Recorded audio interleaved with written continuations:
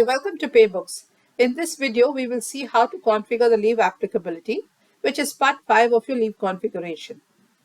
You have the option to define the applicability of the leave based on criteria like type of employee, department, location, cost center, etc. To set the applicability, click on Settings, click Leave, click View or Edit against the leave type for which you want to set the applicability. You can also click Add Leave to set the applicability for a new leave. Click Applicability. Select the criteria from the drop-down. For example, if you select location, all the locations available in your master will be listed here. You can either select all, or you can select a particular location. Once selected, click Add. All the locations will be listed here. Based on the criteria selected, the applicability is set for the particular leave.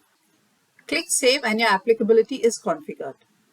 Thank you for watching this video and have a great day.